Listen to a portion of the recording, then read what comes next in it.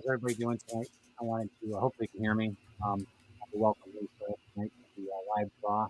I a little bit some of the inspiration of how Grimm came about, how Grimm 101 came about, and that is from our neighbors next door, if you want to call them that, our cemetery that is a few meters away from our house, and but it's a beautiful place, and it's enchanting, and that's one of the reasons why it got me to write Grimm 101. But tonight I wanted to share it with you so that you guys can get a feel for the whole thing, the whole story. So hopefully it gets a point across. What do you think, Lisa? Do you think it did? Or There is always an eeriness that you get when you're in a cemetery, especially the older cemeteries. Yeah. And I really feel that this is a unique perspective that you've brought to why we feel that way when we are there. So this is a really cool tale that people are going to want to read about, and the series itself is going to slowly build up into this wonderful trade paperback that you'll be able to, or well, we are going to do some fun stuff with that when we get there. Absolutely. But this trade collection that will not only have this artwork that evolves, but this story that evolves. And from what you've told me, I'm very, very excited for your very first Kickstarter here to be funded. And I really think that people are going to enjoy watching you work and how you actually create this art that you're coming up with for your book. Thanks. The method to the madness. It's going to be a small glimpse of it because there's so much there's years involved in trial and error and all these other things, and I do it a little bit differently than somebody else does. And I want to welcome everybody, by the way, and not to cut Lisa off here. I wanted to welcome everybody that's showing up. Hey Carly and hey Carl, Brian and Ryan, thank you for sharing. And I mean, you guys are awesome. I'm just going through the list here. Yeah. Brian, thank you guys. Thank you. Ryan, and, Glenn came in for a hot second. Glenn did. It's late there. It's late. Yeah. And then we've got for people on Facebook. If we don't see your comments, just bear with us. We're still, for some reason, StreamYard's still kind of wonky right now with it. So I think Facebook's actually wonky. I think StreamYard's fine, but we'll get there. It's just part of this is growing pains, guys. This is live. This is being live. So what I'm going to do is I really wanted to go through the Kickstarter real quick. Is what we talked about. Just run it through real quick, and because everybody that's on here can just go through it one more time, just for grins and giggles, and everybody can see where we're at and where we've come. We've come so far in a week. I just can't believe it. From the award, let me share that real quick to the stream. And you got control of that? Yep.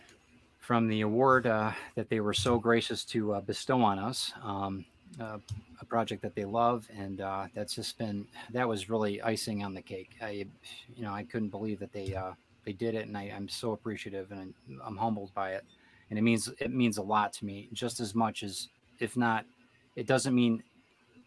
You guys are awesome. Everybody that helped fund it's incredible, and I'm so overwhelmed with just the feedback that we're getting. It's awesome. I'm speechless, as you can tell. But I'll let you do your magic, Lisa, and we'll talk a little bit. Well, the best thing about the Kickstarter is all the information you really need to know about Grimm 101 is right here on this little about Grimm 101 section.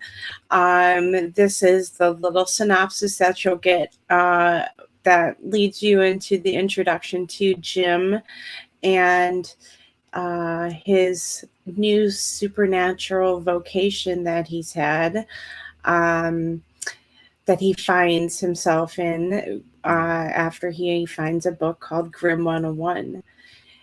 And this is him floating above a cemetery, trying to figure out who he is. And it's about... it's a dark comedy romance is what Ted would describe it as. Absolutely. That's definitely how he's putting it in there because there is Mhm. another There's young another woman. level to it, but yes, Yes. absolutely. Yes. There's And as another young woman yep, as the who story moves. develops, you see these two enhance each other, you know, and I think that's a really powerful thing in any story, whether it's love or wherever in life, you know, just in general. But yeah, I didn't mean to cut you off, but yeah, you No, got it. absolutely. You No, understand. absolutely, absolutely. And I think one of the things that is very powerful that we put in here is a quote from the book. I was invisible until she saw me. No, really. I've been floating around this cemetery for years. And so you have to imagine being alone and suddenly you're in a different world. Mm. So this is, And you don't know why. You have no idea why you're even there. You know. yep, yep. And yeah. So we are actually here because of this Grim 101 digital wallpaper stretch goal that we unlocked. Hmm. And we're really close to unlocking the $2,000 level custom OA bookmarks that will be signed and remarked by Ted. Absolutely. But we're going to scroll down here to our reward tiers so you guys can see what's available. There is a digital PDF if you're just interested in getting a PDF version of the book instead of doing some waiting for physical books to ship out. Grim 101 is available in PDF format. Oops, went a little too fast. That's what happens when you click in the wrong spot. Then we have the soft cover version for $15 as well, and we're shipping those to North America, I believe, Yep. Canada and The United U.S. States. Yep. Yep. So that's why if you're unable to get a physical version, we definitely want you to support us with the digital version. Yep. Absolutely. But this is Grim 101, the softcover version here. And then we're going to scroll down to the hardcover version, which is only $20. Grim 101 hardcover. And all of these tiers include all of the unlocked stretch goals. So as this campaign progresses, we're hopefully going to unlock several of our stretch goals that we have there for you guys and be able to give you some bonus goodies with your Absolutely. pledge. Absolutely. And of course, we have a soft cover plus a print, an 8.5 by 11-inch print for $25. And this is the original style of the cover, correct? Correct. Yeah. It's the pre-digital enhanced cover. So it's actually Yeah. the truest art of what happened when I was creating it. So so before we tweaked it a little bit to make it a little bit lighter for the cover, wanted something a little bit different for the print. You know, so it's a little bit more special for those people that receive it. So And then we also have the hardcover available with the print, and that is for $30. And then, of course, if you're a collector, we have the bundles, soft cover, hardcover, and a print for $40. And then here we get into our first VIP tier, which is original art from Grim 101, includes a softcover edition of the book, plus an original art piece from the Grim 101 manual. mhm. All of these are available on a first pledge, a first claim basis. And if you pledge for this level now and want to wait until the very end of the campaign and to make your selection, you still get the first pick. Very So yeah, I think that's pretty cool. We that's have great. some pictures of the artwork in progress here, and I'm going to be honest with you guys. You guys can't see the level of detail that is in some of these artwork pieces because of how small they are. Yeah, But trust me, it you've is got really cool. you've got the digital files to put them on it. You know. Yeah. Yep. Yes. So we have the associate producer level, the caretaker, which that includes both the soft cover and hardcover edition, plus an 8.5 by 11-inch print, plus an 8.5 by 11-inch custom original art drawing by Ted himself. Yep. That is for $250. And then we have the Grimm, the executive producer level. You get the soft cover and hardcover edition, plus your 8.5 by 11 print. And then you get an 11 by 17-inch custom original art drawing by Ted Davies.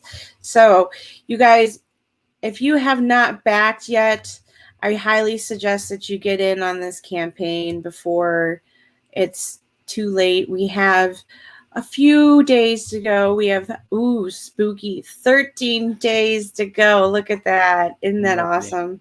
Marketing never stops. Yes. Yeah, that's awesome though. That's great, Lisa. I'm glad that you were here to do that, because nobody does it better than you. You present this so well, and anybody who has got a campaign, I can't say enough about Lisa. And I'm preaching the choir. You guys all know I've been yelling it from the rooftops since day one, and since we're funded in 13 hours. It didn't happen by accident. There was a lot of work that went into it with Lisa's care to get things to the point where it was obtainable and brought to the public, so that it was managed so well. So thank you again, Lisa, for that. Oh, you are so very welcome, and thank you.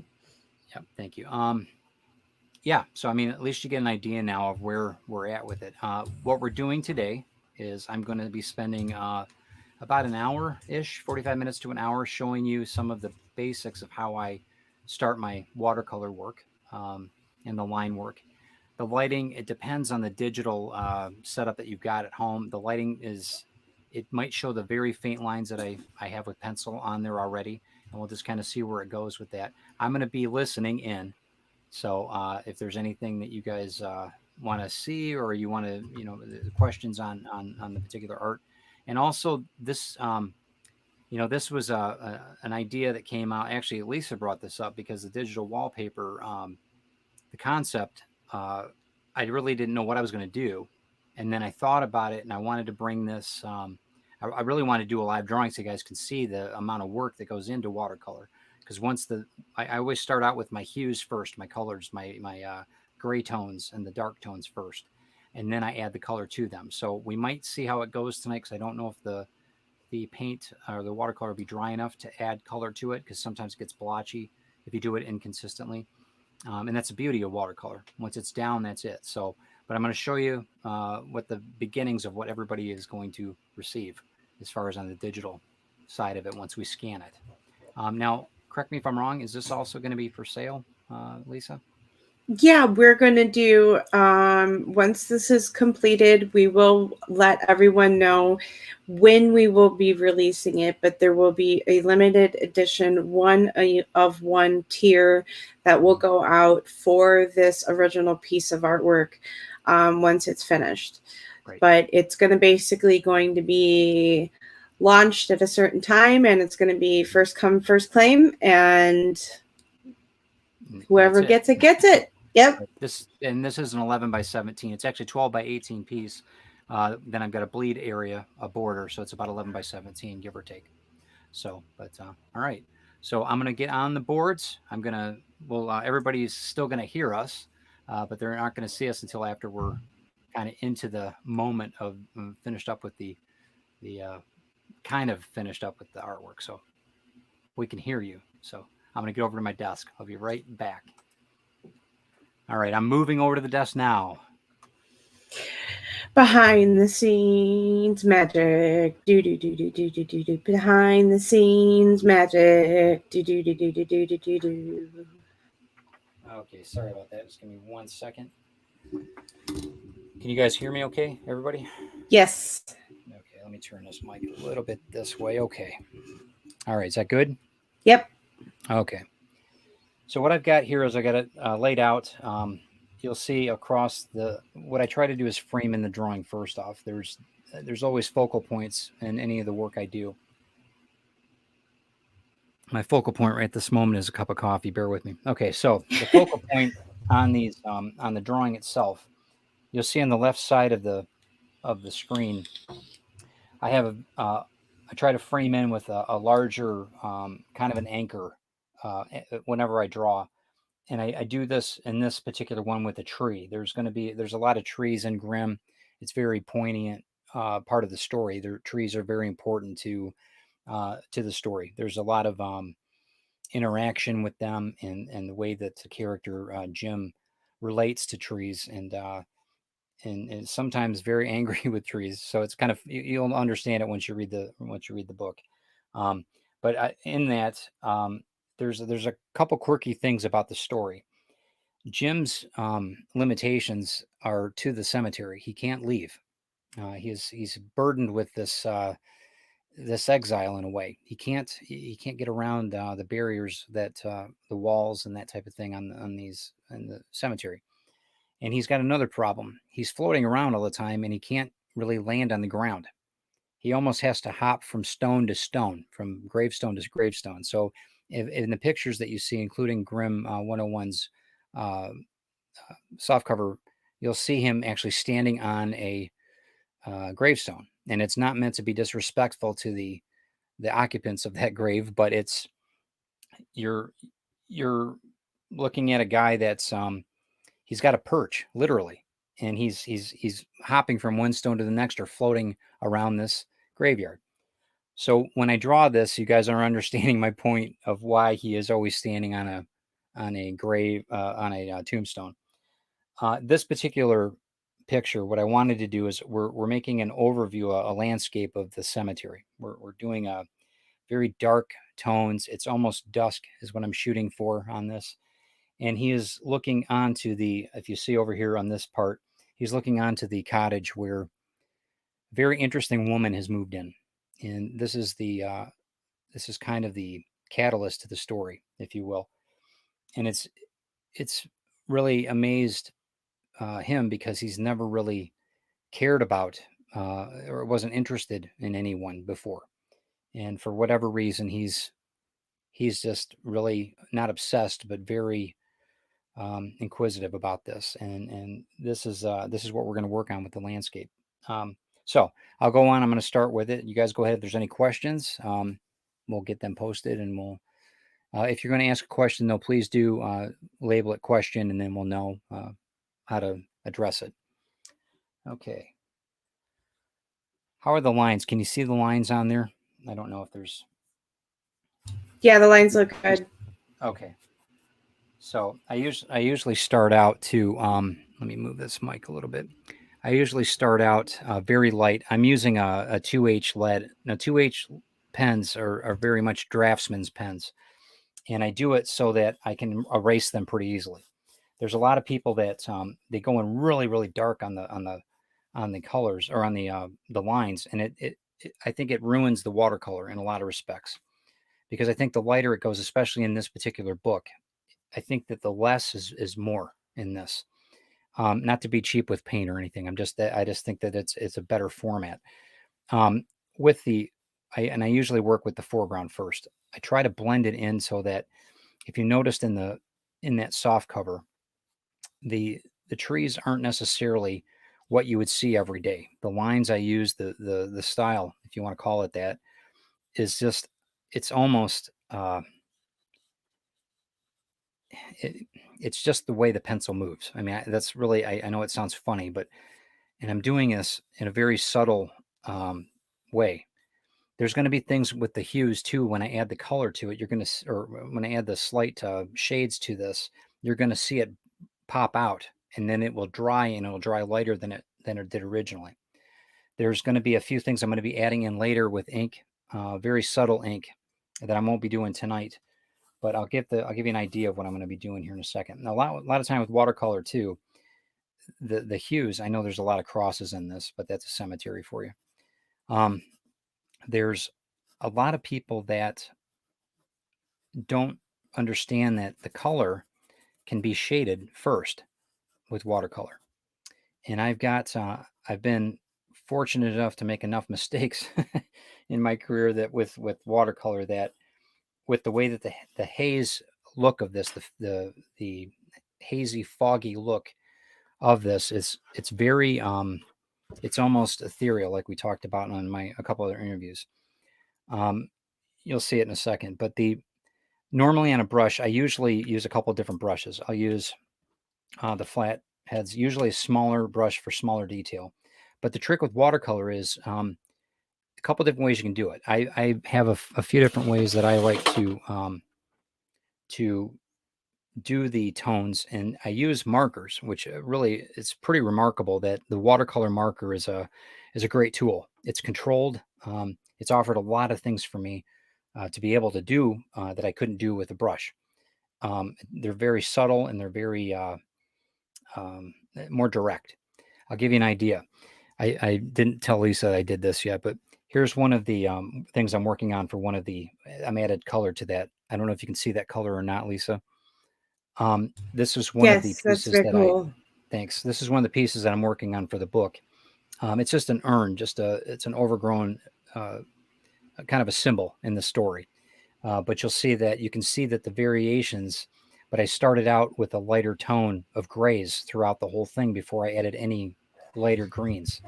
The beauty of watercolor is it's not perfect. You know, you see a lot of watercolor artists that are just amazing people. They can do some fantastic stuff with watercolor. I like it so that it you really have to look at it. The water does the work. The water does the magic, and that's the way I like to. That's the way I like to do the watercolor. So one of the things that we're doing too with the bookmarks, I talked about this before. These are called like they're called damp pages, or they're scratch pages if you want to call it that. But with the color tones and everything else that we've got, I hate throwing these out, and I really want to give them new life, because I think that as a bookmark and having it remarked as well by me, it just adds more value, and I think it's going to add more value to the project as well. I think that there are a lot of people that it's a piece of art when it's done, and some people don't really look at it in that respect. I do, though. I think it's a really cool way to add on to the full scope of what the story is about and how I came about making the book.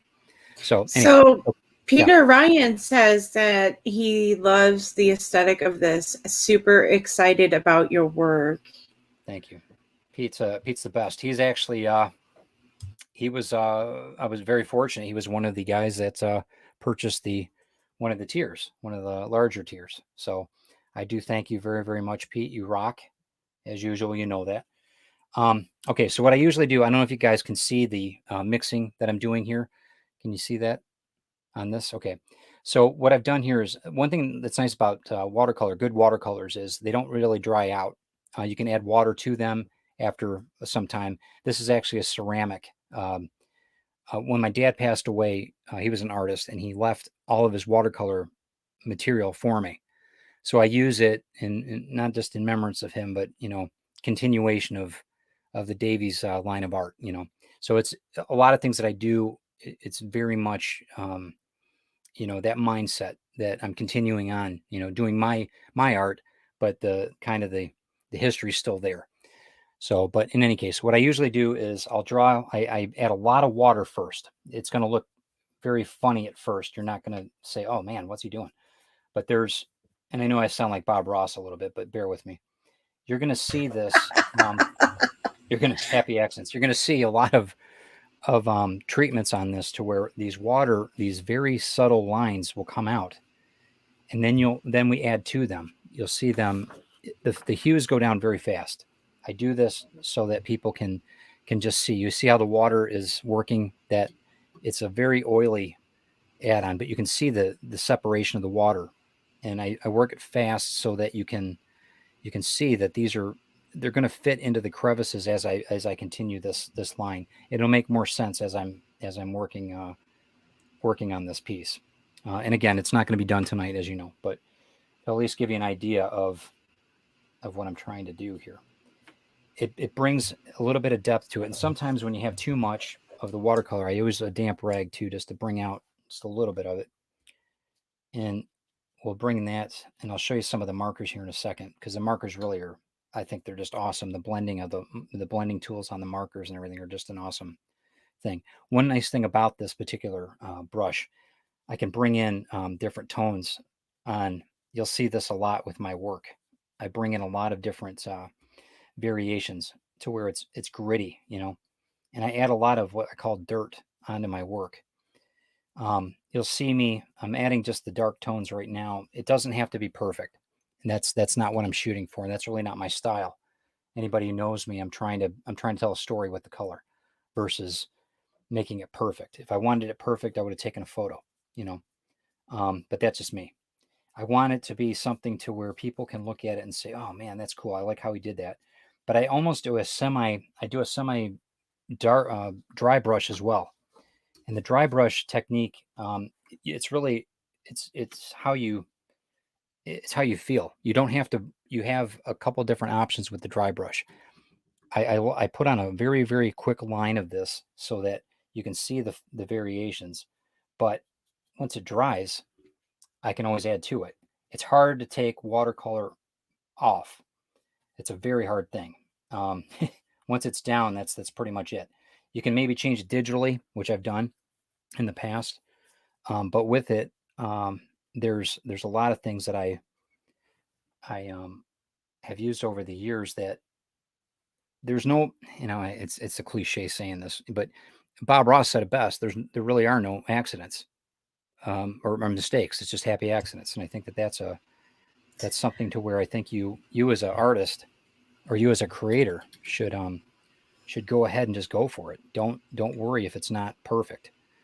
Um, the way that I do my work is I know that I can repair it if I don't like the way it looks, and it's up to me. I don't, and I say that to everybody else here too, because you find out what you're comfortable with doing. Um, and I'm adding these hues because you don't see any of these lines yet, but I know what I'm going to be putting in here, and these are tombstones, by the way. You're going to see a It's wall. happy little tombstone here. Yeah, happy little tombstones. Happy little tombstone here. um, I don't think there's any wildlife in this cemetery. I haven't really thought of that yet, so I don't think I'm going to have any squirrels or anything running around here. But like Bob Ross did, but with the No birds. yeah, no birds. There is actually in the story though there is a raven, and you'll see him a little bit later in the story. But that's something haven't really I haven't even told you about that, Lisa. So you'll read about it though. If you back my Kickstarter, Lisa, you'll read it. So no problem. It's a joke.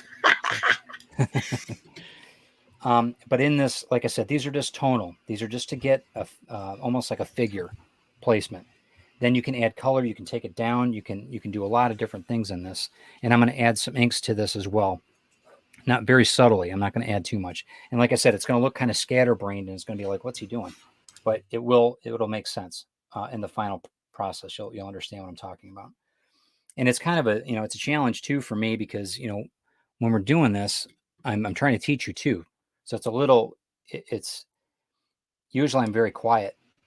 Chris will tell you I'm very quiet when I'm doing my work. So when I'm trying to build a uh, a piece of art, you see a lot of people that they're good instructors, but they can't do both. And I'm trying to do the best I can with it um, today.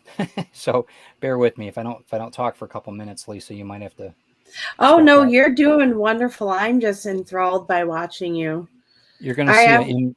Thanks. Go ahead.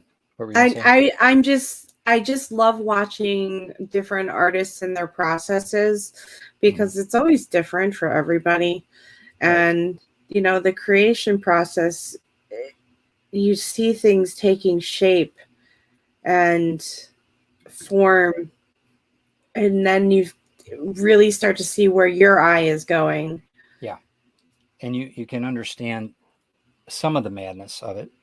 One of the things too is that you're going to see on the left here a figure. You're going to see this figure standing on top of a gravestone, and that is Jim. Um, this is this piece is kind of I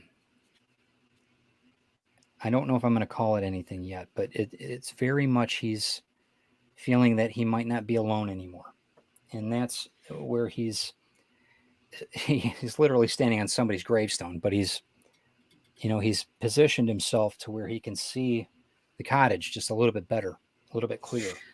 So Carl, Not like a peeping Tom, but what's that, Carl? So Carl Witzman says, watching this is like when I watch a star athlete. I could not do it, but they make it look easy. Thank you, Carl. That's very kind. I don't know if I'm a star athlete, but I can dance really good. Thanks, though, Carl. I appreciate that, man. There's something to be said about making mistakes in art, and I don't necessarily think that people give themselves the break that they need. I give people permission all the time to lose themselves in their art, because it's such a vital thing. You can learn so much about yourself. Don't worry about what everybody else is thinking about your art. Don't worry about if it's marketable. Don't worry about if it's presentable or even makes sense to you now. I've done plenty of art to where it's taken me back almost 2 days, and I go back to it, and it's like, oh, that's even better than I thought. And Chris will tell you, if you ever ask her, she'll be like, yeah, he had to redraw that because he just wasn't happy with it. That's one thing about watercolor. Sometimes you do have to redraw it because it becomes a mess because it blotches or whatever. That's why I usually start out with these tones, because when I add color, you're going to understand. When you see the final, you're going to say, oh, I see what he did there. That's cool. Or that he should have done this differently. But usually not. Go ahead. The pop culture Avenger says, I find it relaxing watching an artist create. Thank you. And pop culture, he was a very big investor as well. And I appreciate everybody from every level of whatever they're doing, even if they're sharing the project. I appreciate you guys so much. Even tuning into this, it means a lot to me on a Sunday night. I know you guys have better things to do, and we're trying to show you a little bit about the craziness in my head. And that's sometimes not an easy thing. Ask my wife. She'll tell you. Okay. I even make the Bob Ross sounds there. I do that. If you tink, tink, tink, tink, tink. Yep. But like I said, this is sometimes they don't really dry very quickly. So I have to so what I'll do is, while that's drying, there's a couple things I'm going to be doing over here that's going to be a little bit lighter. I'm trying to bring 2 different points so that you're going to see literally lights coming out of the windows of the cottage. And then you're going to see this darkened, but it needs to have something here to where it's a little bit lighter, so it's not completely amassed and dark, So what I'm going to do is I'm going to bring in a couple of these. What I like about these markers, I haven't put anything on this page after I said I was going to do it. One nice thing about these markers is you have more. It's like a marker, literally. It's full of watercolor. And what I really enjoy about this is I can do some nice details here. Can you guys hear me okay? Everybody, I know it's kind of muffled. Sorry. Yeah, no, I can hear you great. Is my big head in the way of this? No, okay. You're great. Okay, so you see how this goes in for the overhang on the house. Okay, so you're seeing it's very dark, I know, but what I want to do is quickly, the blenders are really important. Blending, this is full of water here, and it's a very subtle way to bring in tones. See how that works? And you can actually soften this up, and I'll show you what I'm going to do here in a second. So that I'll wipe some of that clear. But this will give you the effect that I had in the first. If you see some of the book, part of the book entries that I've got, some of the other illustrations, you'll see that the blending that I've done with a lot of this is with this blending tool. And it doesn't look like much right now, but once it's done, it'll be like, oh, that looks awesome. You want to just get rid of some of that water, and I'm going to add a little bit more blending technique to that, but you'll see it in a second. I really didn't do it justice here. I'm going to shut up for a minute so I can do this the right way. While Ted's doing that, Kenneth says blenders exclamation mark, also money. Yeah. But yeah. Ken's a great artist. You guys need to check out Ken Lanier. He's phenomenal. Really good guy. I had him on TED Talks. He lives in Bay City, about an hour away, and he's just terrific. Just a really good artist. I really think the world of him. You guys check him out on YouTube. Go ahead and put your link in there, Ken, because a lot of people need to see your work, bro.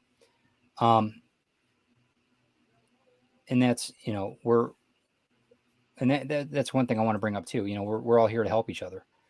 Everybody that knows me knows how I am about things, and I try to do the best I can for people. And that's why it was such a great surprise that we funded so quickly, and seeing how many people really stepped up and helped us. Like I said, this is going to look kind of weird at first, but once I add color to it, you're going to be like, oh, okay, I get what he's doing. I get that now. And this is supposed to be like an old world cottage. The thing's been there for not a couple 100 years, but it's been there for about 100 years. And then I'm going to break this line once it's dry. You'll see this more defined line with the tree. And I work the blenders throughout the whole. It doesn't matter if it's just this. I'll add more water to it. It really just depends on what I'm looking for in the line. Once I get the color down, I'll know a little bit more about it, and I'll blend it more thoroughly. But give it a So couple. Yeah. Kenneth says you're a nice guy, Ted. I don't Yeah. know if he knows you that well. I'm just kidding. I'm just kidding. He says he's loving this live drawing, neat style. Got it. He does some great live drawing too. I gotta commend Ken, because he's he's new to StreamYard, and he's done so many things. And he's really, it's amazing to see people take the bull by the horns and actually do something that they're not comfortable with. And he's getting so much better every time that he goes live. It's awesome to watch. So, like I said, you guys need to check him out. Thanks for the comment, or the compliment, actually. Okay. And again, these lines can be erased. So when I'm doing this, they're just guidelines. They're not really laws. Wasn't that in the Pirates movie? Didn't we see that? Pirates of the Caribbean. It's more like they're more guidelines than they are rules. Yeah. Well, yeah. That's kind of watercolor too. So just when you guys are looking at things, look at it. It's supposed to be blurry. That's the whole idea of the story. I have, once you guys read this a little bit further, you'll see the depth of what I'm trying to do here in the storyline, and you'll understand once you see the rest of the books and that are coming out, and as things show up, and you're seeing the more detail in the characters, and you see how this can blend in, and you're seeing the lines now without adding too much detail. I'll blend this down too.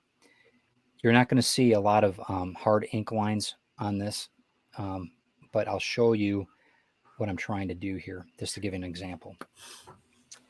Your style is your own style too. This is something that I've learned to do over the years, and I like using the blenders a lot. I think that I think that they're a great tool, and it's not perfect. That's the whole idea. That's my art, though. Yours might be a little bit different. You're drafting for so many years. I'm glad that I'm not that precise anymore. I see people that are such the architects that are so precise. It's amazing to see their work, but I'm like, God, I couldn't draw like that anymore. I couldn't do it. There's technical drawing, and then there's expressive drawing, and that's what I like to be part of now, is expressive. But anyway, as these dry too, I'll add more flavor to it, and then I'll add what I call more dirt. A lot of my drawings, you'll see, there's a few things in these drawings too that will be, they're like almost like a splatter effect, and that really, it's become kind of a signature for me, because I find so much more richness in the splatter. I mean, I've seen more depth in it. I see more. The drawing almost comes alive. Because We were talking about that on the cover, where it looked like orbs floating in the cemetery. Exactly. Right, and that was something again, a happy accident, because I wasn't expecting to do that, but I think that there's a real it's a learning process, and a lot of people sometimes they don't allow themselves to. They have to have it a certain way. They see all these different ways of drawing, and they follow what the book says, and that's great. But I really think you need to experiment and get something to where you're comfortable with it. You can see how how the depths are coming together, though. You see how the hues are blending a little bit, and it's raising that, bringing in and out some of the depths to it. And Yeah. again, this is just the beginning. This isn't by far the end of it, but I want to at least give you an idea of how this is how my process works. So Kenneth says imperfection is where style lives. That's true. Yeah. Well, I've heard people say God's in the perfections. I think God's got a good sense of humor sometimes. Not all the time, sometimes. And sometimes it's in the imperfections. I'm one of them. So, and I'll take it, no problem. But the blender, like I said, it's the blending tool, and all it is just water. It's just water with a brush, and I could use the brush here with the and just dip it in water, and it would do the same effect. But this has a little bit more control on it. And as I'm building this layer, and it's hard to do that with watercolor. When you've got layers on watercolor, it can get really blotchy really fast. I gotta pick that up there too. You see what I did there? I made a mistake. So that's why you get this. And then once we get to the point where it's digital, I can, if there's anything that doesn't quite match or doesn't look right, I can always lighten it or darken it accordingly. But it gives you an idea. Let's see, where did I put that one? Eric Hawkins says, I believe Happy Accident is trademarked by Bob Ross. Haha. That's true. That is.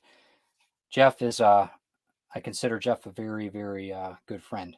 We've never met in person, but he is an amazing artist and moved me on my way to digital art. So I'm indebted. He's a very, very good person. And if you guys need any work done digitally, he did our Kickstarter video on that, as well as with Glenn B. Fleming's voice, and became a sensation. It was such a great video. I'm so proud to be playing that on our Kickstarter for our Kickstarter audience. I think it lends so much to the book. Gosh, I mean, I've actually had people ask me if we would do an audio book because of it. So, and that might be something in the future. We're discussing that now. I talked a little bit to Lisa about it, but I haven't really discussed fully what where we're gonna go with it. If you guys have any suggestions, let us know. I would love to have inputs of what you guys might think would be good for the audio. I know that I'm going to have Glenn back for the audio book if we do it, and it might be something that we offer in the future. But like I said, I'm going to talk to my manager about that, and we'll see.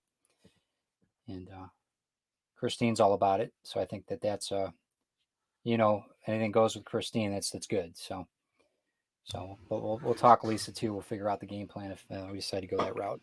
Sure.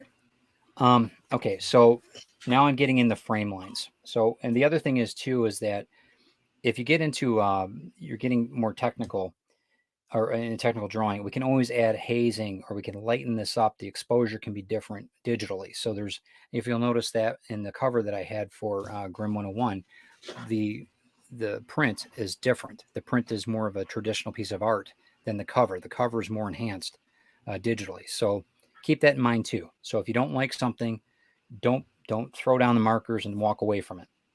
There's ways that you can enhance and take away and even add to your projects.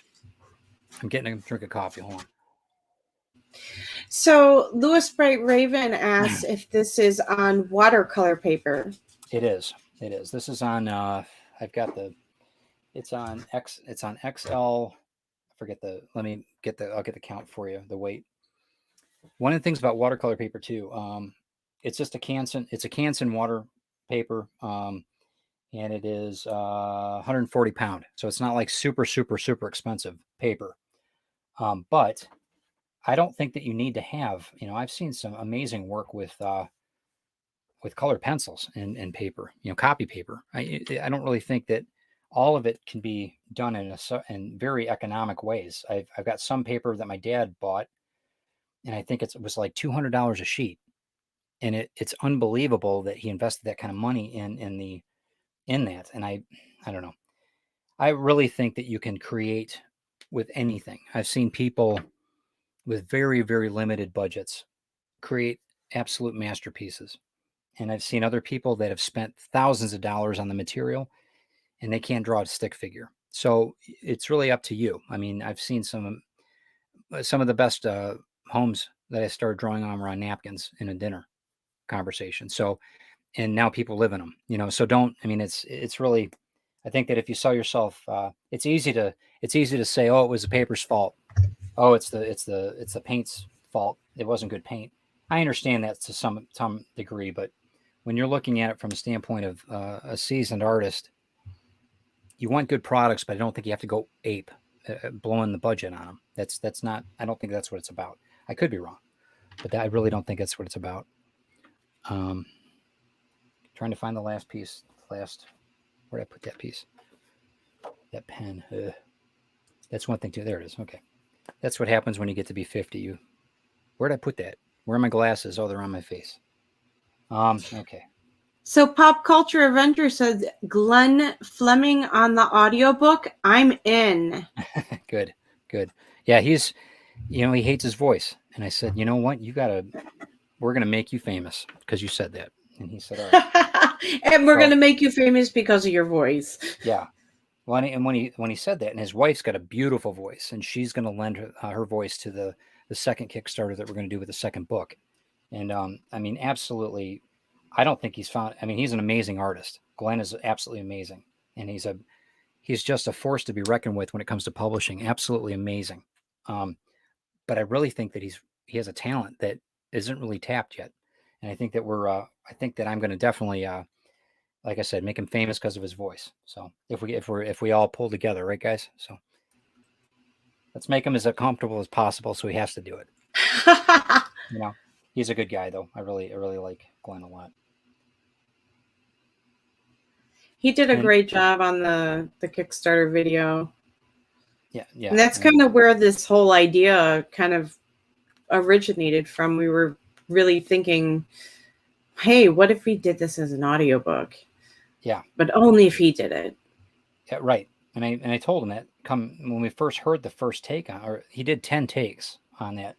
And the first one, he went through a couple of them, and I'm like, I don't know if he dropped a pan or something. Something happened in the background. It was really quite funny. But he did 10 different takes. And on the ninth take was perfect. I mean, it was so good. I didn't even have to edit anything on it. I didn't have to bring up the volume or anything. And when you get to the point where you're comfortable with your own voice, or you get to the point where you forget what you're doing, that's the inspiration. That's the sweetness. That's really, I think, divine intervention. Right when you start forgetting time and place and everything, or your hangups on your voice or their artwork, and you really just get lost in the work, that is exactly why you're here. You know what I mean? That's the way I always look at it. And that's what happens when I'm in art, when I'm in my studio. When I start drawing, and I start the lines start showing themselves to me, I start saying, "Oh, okay, cool. I don't like that, or I like this. This works well. I've got a couple things I need to work on." And I look at things too differently too. When I've got when I have an audience, it's different too. Like when we're done here tonight, I'm going to go back over this, and I'll dry a few things off, and I'll look at where I'm at, and I'll say, well, maybe this could go here, and I'm going to blend a few things here, and it'll look different in the morning to me. And my biggest thing is I just don't want you guys to look at drawings, of your own and then say, oh man, this is terrible. I'm just going to go walk away from it. I think we do have to step away from things. I think that's a given. But I think I agree. But I think that we don't need to have it to the point where we're too hard on ourselves, because you might have some of the most incredible experiences by missing it. You know what I mean? By not achieving what you were thought out to do. I know it sounds funny, but I think that there's a lot of things that we could do that people miss out on because they're too hard on themselves. And that's one thing I like about watercolor, because it's not perfect, like I said, and it's the imperfection that makes it so really, really awesome. So, to me at least. So, anyway, yeah. So, any questions, guys? Do you have anything that you are looking at or wondering why I'm doing this? So, Louis Bright Raven had said, I asked about your technique because earlier today he was using Tom Bow. Yeah. water-based brush pens, and I was thinking I could do something similar style with those on Bristol board. Ah, okay. Did he end up, what happened with it? Did you try it or no? Or you're still doing it, Lewis? One thing about Lewis, let me tell you, Lewis has got a great station. He's had me on several times, and he's actually a very accomplished artist. So if you guys check out him, Lewis Bright Raven, on his YouTube channel, Quote the Raven is the show, and he's a fantastic artist. He's worked for major publications, and he's done his own work too. And I think you guys, his live drawings are great. So him watching me, I'm honored because I know how much time and effort he puts into his detailed drawings. Let me tell you, mine look like chicken scratches compared to the stuff he's pulling off. But mine's just a different style. It's like Mike Mignola is different than Jack Kirby. There's a lot of different styles, but as long as the story gets told, and you guys will wonder what I'm doing here, but I'm just adding blotches here and there because I'm going to fill this in with very light pencil work in the future. This is going to be, like I said, Jim. It's going to be more darkened. You're going to see kind of a translucency here because he's not quite of this world. He's very ethereal, and I don't like overusing that word. But you'll see him as the story develops. You'll see him um, as he becomes more aware of who he is. Um, how translucent he is not. So, but you're going to see a lot of things with him in the very near future. I think you guys are going to enjoy. I'm going to try something here real quick. When we're working with some of the colors here, you can also blend with each marker, and that's a little dangerous because you can make that marker dirty. So you got to be careful with that. But I just want to see what I can come up with here because there's a tone I want in the windows of this cottage, and I'm not quite sure if and this is the testing. When I've gone through all these over the different books that I've done, this one won't be these won't be part of the Kickstarter, but I just brought this one out for a scratch pad. But I want to show you that you can actually take these and layer a little bit. Sometimes it darkens it up too much, and I think that's what the case is on this one. But I'm going to try to do a few things in this, and you can see how that it makes it like it's it makes it almost ghostly. You see what I'm trying to get at there? You see what I mean? It brings this blending. It stretches the color, like what I did with this. You're going to see very very sharp lines to identify the actual product of what it is, but then it also hazes out, and it makes it very hopefully interesting for you when you're looking at it. But like anything, you got to be careful that you don't drip all over your work when you're working with watercolor. I know a lot of guys and girls have they use easels, and the watercolor drips down, and that's great too. That's another technique. My dad was very much into that. I don't really care for that. I like some of them stretch out the paper or they tape it all down. That's fine too. I don't do that either. Once this dries, it's like a cracker in a way. And I actually put it on the edge of on my drafting desk, and I actually stretch out the paper a little bit after it's dried, and it makes it more malleable. And I think it makes it look better. But right now you can see crevices and nooks and crannies, and that's okay. But that's just part of it. One of the Carl things says that is spooky.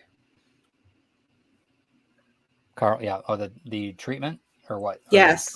yeah, the treatment, and that's one other thing too about. Thank you, Carl. One of the other things too about watercolor is we're made of 90% water, 95% water, something like that. They found out. I know it's like 80. It used to be 70%, but now, and that's another medium.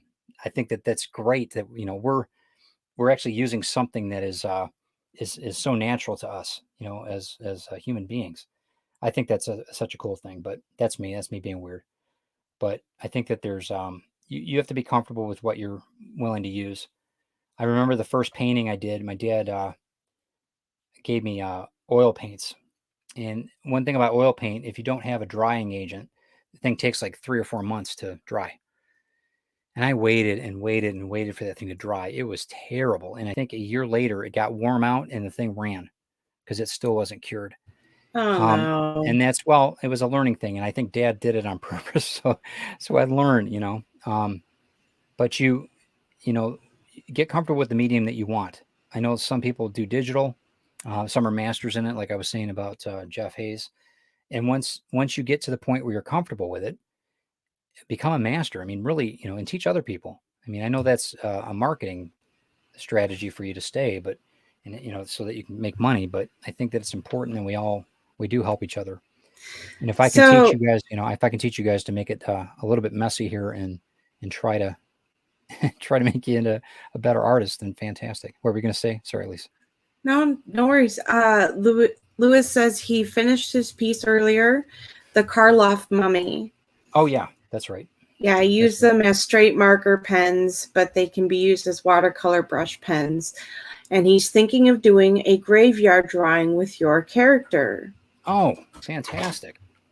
Let me know, man. I'll be part of that. I'd love to be part of that on your show. That would be awesome. Kenneth also said that this is an excellent video. Thank you, Kenneth. Thanks, man. I appreciate it. And Peter Ryan says, does that mean you might paint with blood? No. Nope. I've had people ask me, I think I put enough blood, sweat, and tears into my work. I've had people ask me though. I've had people, and that's funny because you seen this thing with the Nike thing a couple weeks ago, where they had that drop of blood in the Nikes that sold for $4,000. I contemplated it after seeing that. I was like, well, you know what? Maybe a drop of blood on my drawings might kick it up a notch. I doubt it, but that's kind of creepy. No, Pete, I'm probably not going to do that. Not a marketing, unless that's what you want for your art that you invested in for the Kickstarter. Well, you know what? I want to let you know that we're actually coming up on the hour mark here. Excellent. It's gone pretty quick. You've gone pretty quick on that piece. You've made quite a bit of progress. Yep, we're getting there, and it's going to be. I'm probably going to say it's probably once it's all done, probably about 4 to 8 hours to get everything the way I want it to be. So, but yeah, it's getting there. But I really wanted to get you started about an hour so you guys can see the process, see how confusing it can be, and how uncontrollable it can be with the watercolor. You can see how it develops. So these are just hues; these aren't even colors yet, really. These are just the tones, just to get the feel of what the shapes are. There's going to be actually a wall behind here that you're going to see a little bit darker. That's actually going to be on the cottages on the other side of it. And then you'll see more about Jim. And he looks kind of awkward right now, but it's just because it's very thin line. You're going to see more detail and more work in the cemetery to where you see why he calls it his still garden in the story. And you'll understand a little bit more about the trees. And it's just another way to tell part of the story. And that's one of the reasons I want to do it this type of way with the landscape on 11 by 17. But yeah, gives you an idea. So It looks really great. thank you. One of the things too is we did have what I've done on I haven't done any other Kickstarters, but on other book covers that I've done over the years. We've done a lot of things where we've made remarks or we've written on the back and that. This is kind of this isn't a finished product, but this is kind of an idea of what the styling will be like. It looks very almost abstract. It'll be a little bit more controlled with the grim color scheme that I have, but it gives you at least an idea. And then also so this bookmark will be there'll be more in detail for what you're receiving when we reach that goal. Also, it'll be signed and it'll also have a remark from the book, either a drawing or I was thinking about maybe possibly even being an architectural designer for so many years. I've handwritten a lot of different drawings, and my penmanship is actually very, very good. So I was thinking about maybe putting in, and I'll talk to Lisa about that, different little excerpts, maybe one line, maybe two lines. But we'll talk about that. So remarks can be a couple things. It can be, at least in my eyes, it can be a sketch. It could be a very small sketch, but I want it to be personalized to you guys for investing in our Kickstarter, and that's that's what I'm hoping for with the next stretch goal. Any input on that, Lisa? I think that's a great idea. I think those are going to look awesome. Good, good. I hope everybody else is enjoying it. Okay, so I'm going to step away from this. This is still drying. It's pretty. What I usually do too is I've got a double light on this. So we kick this light on and then we let it cook. So I'm going to leave that alone. I'm going to go back to my desk here. Bear with me for a second, everybody.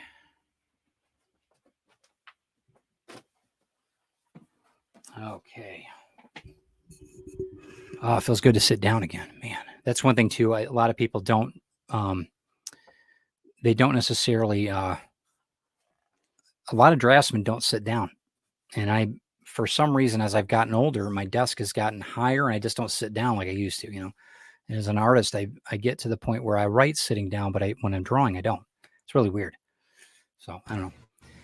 Oh, in my back, being an old guy. But I appreciate everybody stopping in and seeing the madness. I mean, it's a simple watercolor is a simple idea, and it's a primitive, very primitive way of painting, and I think it's really the best way to control the stories, to uncontrol it, and that's the way I really love about watercolor. And I think that really lends itself to Grimm 101, the best. So I hope you enjoy it. So. Absolutely. Let's share the link actually one more time. We didn't get a chance to push it out on the ticker. I'm sorry about that. That's okay. I've been okay. So there we the go. There. And let me see what I've got here. Hold on one second. This is something too, guys. Always be promoting. You as artists, always. It's something to where not everybody's going to do it for you. You have to promote yourself. You always have to have something to, not to brag, but to give the world a chance to see what you do. It's so important, and I appreciate everybody that's has allowed me to do that. And Lisa, thank you for, making this such a great experience. This has been just awesome. I have so many people to thank. Thank you. But I have so many people to thank, and we're really striving to get at least 50 to the 50 mark and the 2,000 mark. So if you guys can do it, share, if you've already committed, and I appreciate it so much. But please like and share this. That would be awesome. It's help us so much. We've got 13 days to go. So I'm looking for a few more things that we're going to be doing for you. And I'll give you some updates on that too, as I'm going through the week and how I'm working on the project. If we can do that, Lisa, can we allow that? Absolutely. Okay. Absolutely. So looking for a few things on Facebook and that as we finish it up during the week. And then you guys, now let me ask you this. I'm gonna ask you a question because it's the first Kickstarter. How are we? Does the digital wallpaper go out before after the campaign's done? But does it go out immediately after, or do we wait a little bit of time? Is there a waiting time that or is it just something? It'll go out once the surveys are completed. Oh, excellent. Okay, so everybody knows that. So you guys will get your copy of it, and it'll, hopefully grace your desktops. I hope. I'm looking forward to it. Maybe what we'll do is we'll set it up so you guys can take pictures of you with your desktop on it, and then I'll post it on Facebook. All right, that would be awesome. I would love to, or my Instagram. I'd love to do that. I think it'd be a lot of fun. So I appreciate you guys being patient, watching me droll on for an hour and try to get this started so you guys can see some of my process. So thank you, Lisa. Oh, you're so welcome. And thank you everybody for stopping in. Is there anything else you wanted me to go over, Lisa? Is something else I'm missing? No, I just want to let everyone know, if you have not backed Grimm 101 yet, there's plenty of options available.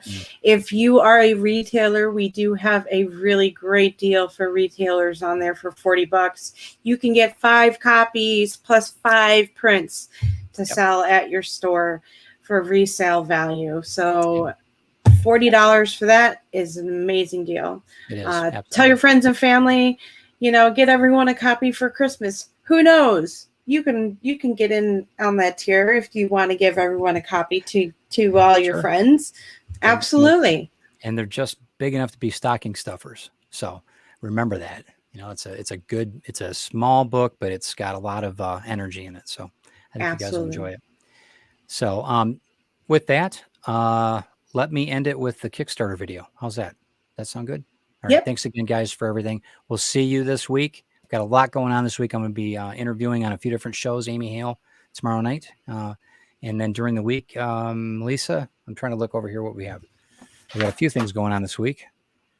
Yeah, we'll have to come back to that. Just check us out on Facebook, because I know next week is going to be our closing week on Kickstarter. So we got a lot going on with Brian K. Moore's. But this week I'll be on Amy Hale's show tomorrow.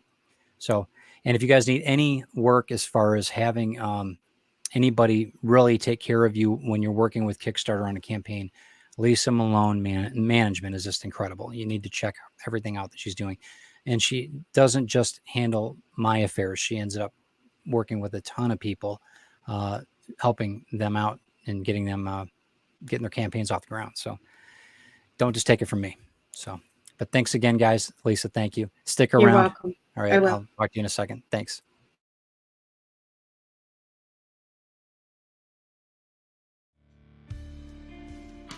I was invisible until she saw me.